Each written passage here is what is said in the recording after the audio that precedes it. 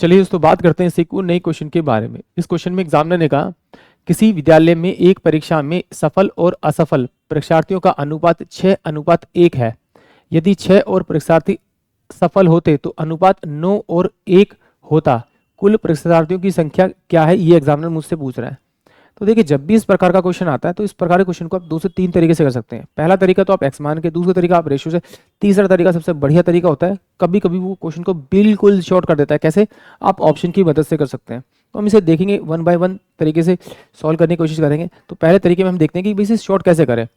तो देखिए सबसे आसान सोल्व करने का तरीका यही है इसका कि देखिए एग्जाम ने मुझे कहा कि 6 पास थे 1 फेल था, तो टोटल कितने थे 7।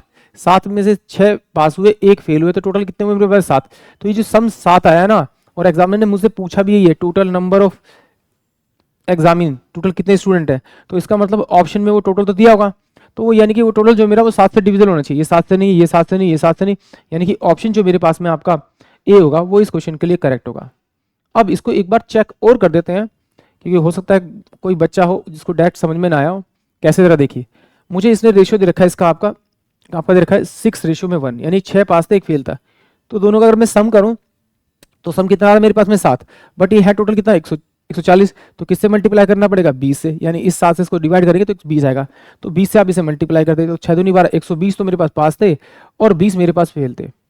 अब क्या उसने क्या किया कि यदि 6 और पास होते तो 6 पास होते तो ये पास वाले बढ़ जाएंगे तो फेल वाले घट जाएंगे। तो ये फेल वाले कितने हो गए मेरे पास में 14, पास वाले कितने हो गए मेरे पास में 126। तो ये किससे जाएगा आपका 2 सत्ते और 2 छिक और 2 तिया 6 और 7 एकम 7 और 7 निम 63, यानी कि 9:1 जो आएगा वो इस क्वेश्चन के लिए करेक्ट आएगा।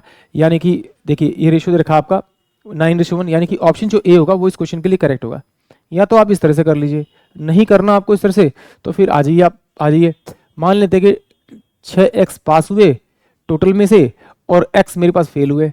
अब वो कह रहा है कि 6 और पास होते तो फेल वाले मेरे पास 6 कम हो जाते, बराबर रेशियो कितना हो जाता है आपका 9 बाय में आपका 1 हो जाए। क्रॉस मल्टीप्लाई कर दीजिए, 6x प्लस का 6 बराबर में कितना होगा 9x माइनस का 9 6 54। इसको इधर भेजूंगा तो माइनस का 3x हो जाएगा, उसको इधर भेजूंगा तो इधर जाके ये माइनस का कितना हो जाएगा 60 हो जाएगा, 60 हो जाएगा। तो ये माइनस से माइनस कटेगा, इससे वैल्यू कटेगी, तो x की वैल्यू आ जाएगी मेरे पास में 20। अब मेरे पास x की वैल्यू 20 होगी, तो पहले स्टूडेंट कितने थे पास वाले 6 और फेल वाले कितने थे मेरे पास x। अगर इन दोनों को जोड़ूंगा तो मेरे पास टोटल वैल्यू कितनी है 7x। x की वैल्यू मेरे पास अब दे रही 7 इंटू में आप 20 करेंगे तो टोटल स्टूडेंट जो होंगे वो कितने होंगे 140 होंगे। यानी कि ऑप्शन जो मेरे पास में आपका ए होगा वो इस क्वेश्चन के लिए करेक्ट होगा। आई होप आप सभी को क्वेश्चन समझ में आया होगा।